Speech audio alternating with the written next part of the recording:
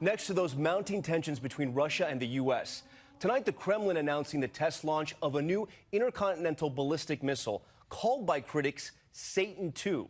Are they risking a new arms race? ABC's chief global affairs correspondent Martha Raddatz joins us now from Washington. And Martha, that new missile test comes as two Russian planes are standing by, ready to take off with expelled diplomats back to Moscow.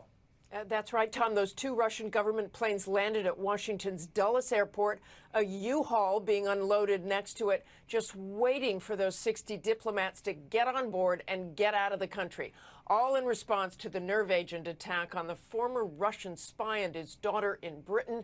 And in Moscow, retaliation. It is 60 Americans being sent home. This as Russia released video of the test launch of a powerful new generation of nuclear intercontinental ballistic missiles.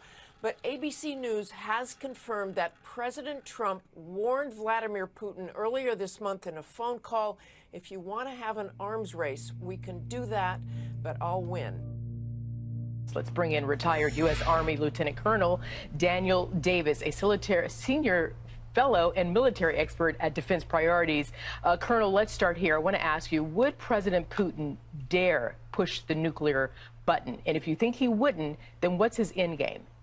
No, he absolutely would not, because he knows that if the second that he ever does that, that's the destruction of Moscow and the end of his regime. What he is doing is trying to show his strength. What he wants to do is to project an image of power. He wants to make people throughout the world believe that it's an equal balance between the United States and Russia. And he wants to show, okay, the United States has their new nuclear weapons that they talked about back in October and then again in February, and now here's mine, so I'm just as equal with them. The fact is he's not.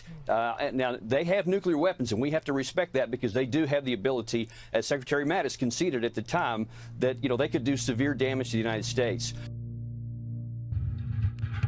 If Russia aimed a long-range missile like the Satan II it just tested, or North Korea suddenly targeted the headquarters for the U.S. nuclear arsenal, top commanders would only have minutes to get to safety. If deterrence fails, we will deliver a decisive response.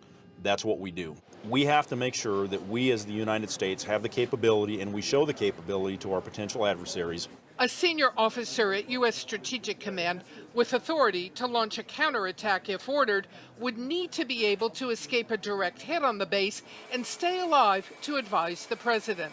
It's a nightmare scenario that is regularly practiced by the top commander, four-star General John Hyten. That clock tells me you can always find the President of the United States. Always know where the President is. In fact, the top screen on the left will actually list the location of the President, the Vice President, Secretary of Defense, Secretary of State, Attorney General, everybody that we would need. Then there is the countdown clock. Safe escape time, the amount of time to get to the escape aircraft via a secret tunnel. You go out that door, and there's actually a stairwell that goes up to the grass that comes outside the building. My security detail will all have a car pre-positioned. I'll run and jump in the car.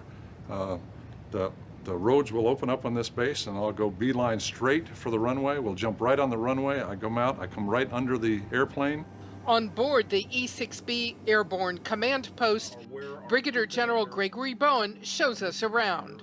We have a very small amount of time from when we get missile warning coming in till we have to have this jet off the ground and out of this area so it survives.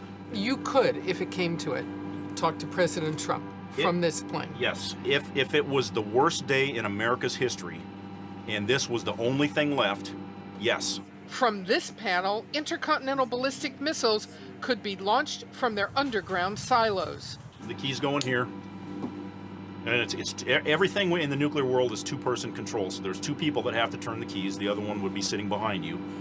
And then I've got a switch here to actually enable the system. And from here, using a classified antenna flying out the back of the plane, submarines hiding deep under the ocean's surface could also get direct orders to launch their missiles. We can communicate with our subs 24/7, no matter where they are in the world. With the nuclear arsenals of North Korea and Russia now a top worry, this is the center of military efforts to stay out of war. We have to make sure that we as the United States have the capability, and we show the capability to our potential adversaries, that should they decide they want to strike us, the cost of doing that is going to be unbearable on their country. And that's part of what this jet does. It is deterrence in its simplest form. If you shoot at us, your country's going to go away. It's that simple. There's a verse in the Bible that says, when Jesus returns to earth, will he find faith on earth? And, you know, if we lose faith in ourselves and in our fellow human beings, then I don't know if we can continue to exist, particularly with the threat of nuclear warfare and the threat of global warming and things of that kind, where human beings, for the first time in history, have brought about a threat to the existence of all living things on Earth. Has been an alarming spike in government hostility toward religion over the past 8 years. Fox News radio correspondent Todd Starnes, the author of The Deplorables Guide to Making America Great Again, is here with us today. He also has a brand new nationally syndicated radio show starting next Wednesday. I was reading about that. Congratulations, Todd. Thanks, Laura. Appreciate that. We're looking forward to it. Absolutely. All right, so let's talk about this report. What more does it tell us? Well, since 2014, there's been a 76% increase in the number of hostility cases involving religious liberty. And this information coming from the Family Research Council and their report, Laura, and according to their documentation, most of these instances occurred during the Obama administration and predominantly were impacting people of the Christian faith. You know, I know that you follow this group closely. How does the Family Research Council gather their facts and get this all together for us? Well, quite frankly, they use the news media, and they use a lot of reporting from various sources, and they document all of these instances in the 66-page report. This is no surprise. The opposite. There's no talking to the Taliban. We don't want to talk to the Taliban. We're going to finish what we have to finish. What nobody else has been able to finish, we're going to be able to do it. The explanation now, he was simply upset. I think what President Trump was expressing was a reaction to the terrorist activities of the horrible terrorist activities last month in Kabul. Significant elements of the Taliban are not prepared to negotiate, and it may take a long time before they are